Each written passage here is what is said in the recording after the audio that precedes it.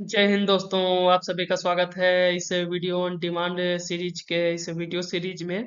और आज की इस वीडियो में हम लोग देखने जा रहे हैं टोपोलॉजी से रिलेटेड एक थ्योरम। तो यहाँ पे हम लोग को थ्योरम का स्टेटमेंट शो हो रहा है। और इसको पढ़ने से पहले मैं बता दूं, ये वाला जो टॉपिक है ये रिलेटेड है limit point in topological space. Limit point in topological space और इसके साथ ही साथ limit point in topological space. और सेकंड इसमें जो जरूरी चीज है वो है डिराइव्ड सेट।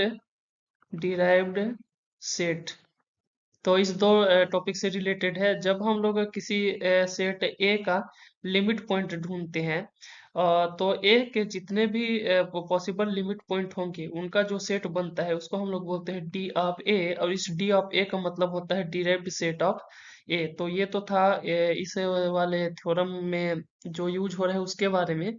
अब हम लोग को प्रूव करना है थ्योरम। और इस थ्योरम में चार स्टेटमेंट दिया है। बोल क्या रहा है?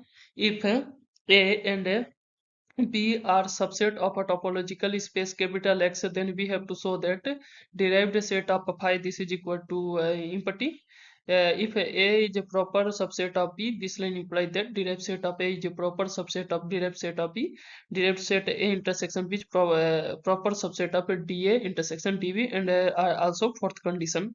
सो हम लोग जब अपना फर्स्ट प्रूफ देखेंगे तो प्रूफ की स्टार्टिंग में जो हम लोग का तरीका होता है उससे स्टार्ट करते हैं।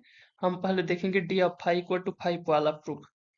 तो हम लोग सबसे पहले गिवन दैट लिख ले लेंगे हमारे पास जो भी है। गिवन दैट क्या क्या गिवन है? A and B are subset of a topological space capital X. We have to show that पहला कंडीशन लेके चल रहे हैं हम लोग। We have to show that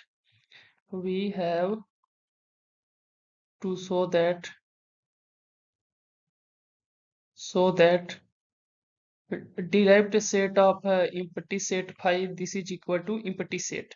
now यहाँ पे जो है derived set आ गया, यानी कि यहाँ पे सेट ऑफ लिमिट पॉइंट का बात हो रहा है। और अगर सेट ऑफ लिमिट पॉइंट का बात हो रहा है तो हम लोग इसमें क्लोज्ड सेट को कंसीडर कर सकते हैं। हम लोग जानते हैं एक ऐसा सेट जो अपने सारे लिमिट पॉइंट को रखता है, ऐसे सेट को हम लोग क्लोज्ड सेट बोलते हैं। तो मान के चलते हैं हम वही वाले कॉन्सेप्ट से इसको प्रूव करने का ट्राई करते हैं। let capital A be a closed set,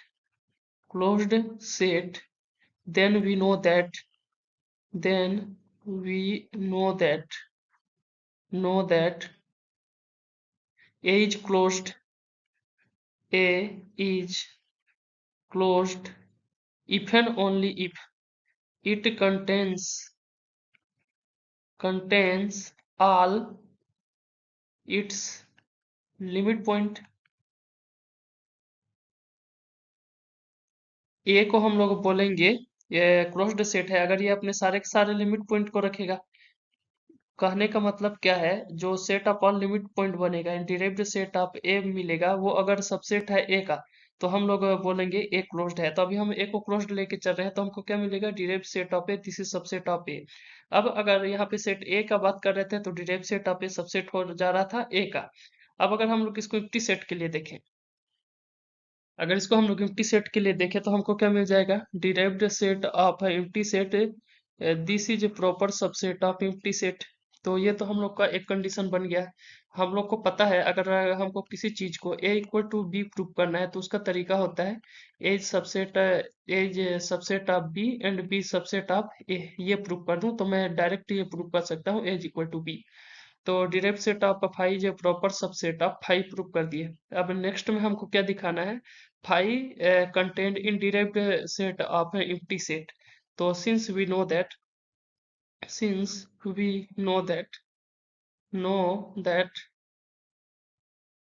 phi always belong to derived set of phi।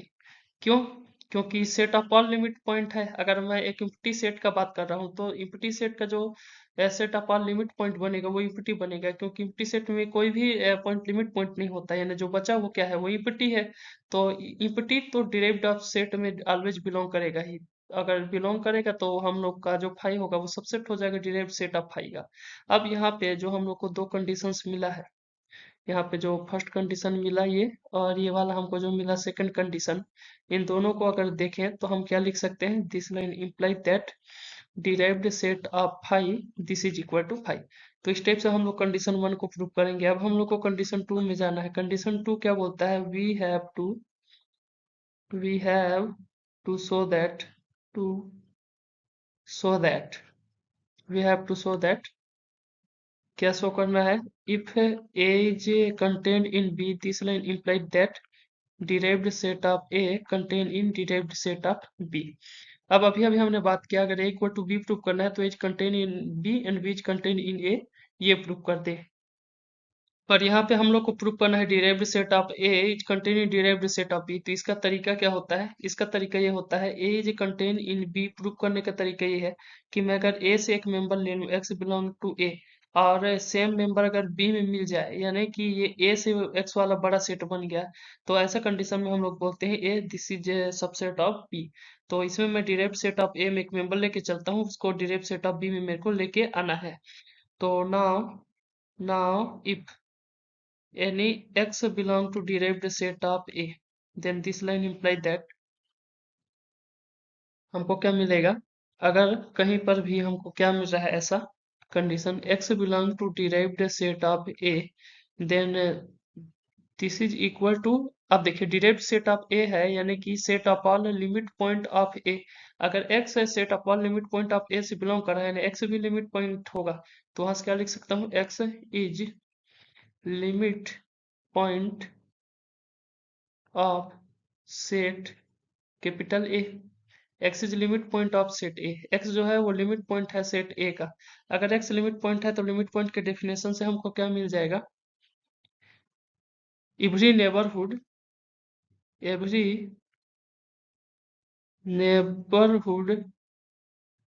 Of x contains every neighbourhood of x contains at least one point of A other than b other than x by definition of a limit point। उसके बाद same चीज क्या लिखूंगा, every neighbourhood of x contains at least one point of b other than x other than capital X. यहाँ पे B क्यों लिखा, क्योंकि since A subset of B, A के पास जो मेंबर है वो बी के भी मेंबर है, अगर बी के मेंबर है तो एक्स भी ये वाला कंडीशन बी के लिए होल्ड करेगा। यहाँ से क्या पता चला, एक्स इज लिमिट पॉइंट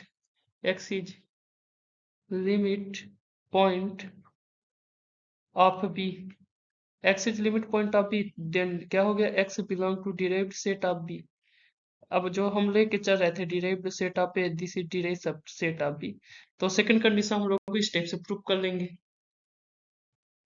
अब हमको अब हमको तीसरा कंडीशन में क्या शो करना है, हम लोग यहाँ पे थर्ड कंडीशन लिख लेते हैं, we have to show that to show we have to show that हमको क्या शो करना है, derived set of A intersection B this is a proper subset of derived set of A intersection derived set of B।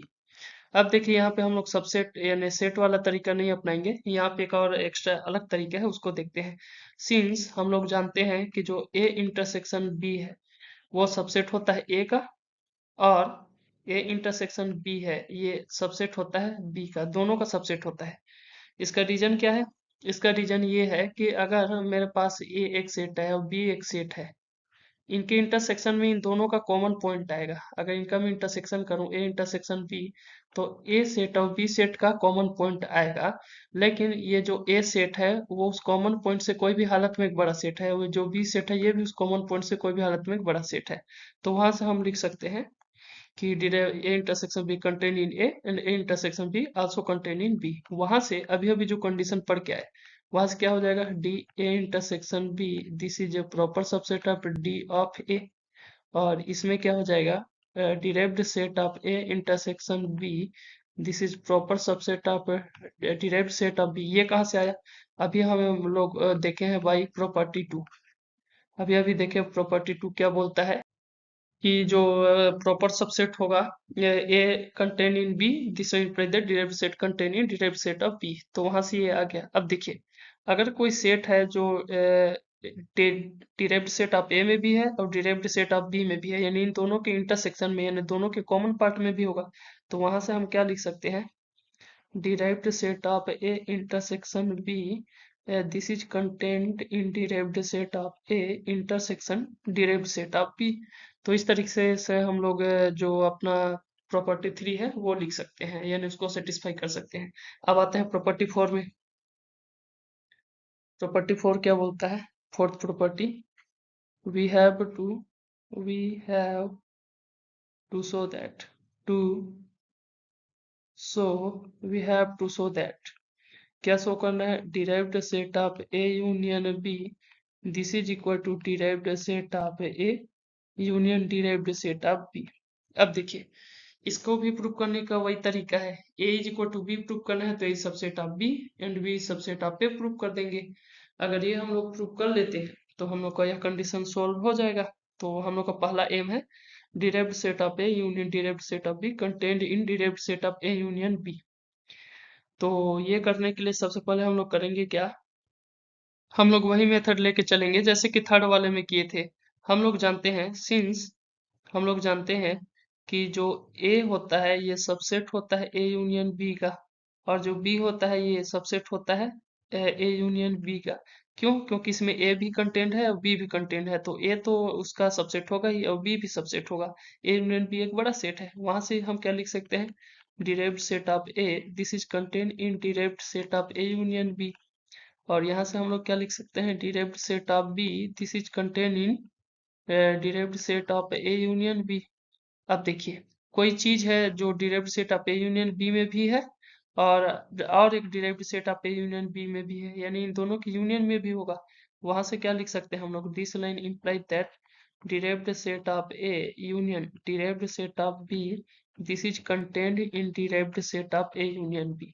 अब देखिए, ये एक condition hold हो गया हमारे पे। A's equal to B prove करने के लिए हम लोग प्रूव कर दे B is contained in A. अब हम लोग को प्रूव करना है कि A's contain in B. A's contain in B का मतलब derived set of A union B subset of derived set of A union derived set of B. अब ये प्रूव करने का तरीका क्या है? इसमें से derived set of A union B से एक मेंबर लेंगे और दूसरे साइड ले आएंगे। अगर ऐसा होता है तो ये होल्ड हो जाएगा। अपने नेक्स्ट स्टेप में let X belong to derived set of A union B. मान लेता हूं कि x जो है derived set of A union B से बिलोंग करता है, then this will imply that x is limit point of A union B. A union B का लिमिट पॉइंट होगा क्योंकि set of all limit point of A union B derived set of A union B है। तो अगर x उससे belong कर रहा है यानी x लिमिट पॉइंट हो गया यूनियन बी का। अब देखिए, this will imply that x is limit limit point of A और बी। या तो एक्स जो है वो लिमिट पॉइंट होगा ए का या बी का, क्योंकि यूनियन है यानी या तो वो ए के मेंबर हो सकता है या तो फिर बी का मेंबर हो सकता है। अगर इंटरसेक्शन होता तो ए एंड बी होता, और है यानी यूनियन है। वहां से नेक्स्ट स्टेप पे हमको क्या मिल जाएगा? हमको मिल जाएगा x is limit point of A. मान के चलते हैं ए का लिमिट पॉइंट है, तो x belong to derived set of A होगा, और x belong to derived set of B, या तो ए में जाए डिराइव्ड सेट ऑफ ए में जाएगा या डिराइव्ड सेट ऑफ बी में। वहां से आप देखिए बीच में और है, यानी यहाँ पे हम यूनियन का कंडीशन लगा सकते हैं। क्या लिख सकते हैं? Derived set of A union derived set of B by definition of union. अब हम लोग X belong to derived set of A union B लेके चले थे और separately derived set of A union derived set of B मिला है। वहां से क्या पता चल गया? जो derived set of A union B है ये सबसेट हो गया है derived set of A union derived set of B. अब देखिए, दोनों कंडीशंस को अगर हम लोग पिछला कंडीशन जो आया इस कंडीशन को अगर हम लोग इक्वल करेंगे तो हमको क्या मिल जाएगा? हमको मिल जाएगा derived set of A union B, this is equal to derived set of A union derived set of B. तो कुछ इस टाइप से हम लोग इस टाइप के थ्योरम को हम लोग प्रूव करेंगे। और ये बहुत आसान तरीका था थ्योरम को प्रूव करने का, बहुत ही अच्छा थ्योरम है। मैं आशा करता हूँ कि आपको इस ये वीडियो समझ में आया होगा। वीडियो में आपका समय देने के लिए आपका बहुत बहुत धन्यवाद। आपका दिन शुभ हो। जय हिंद।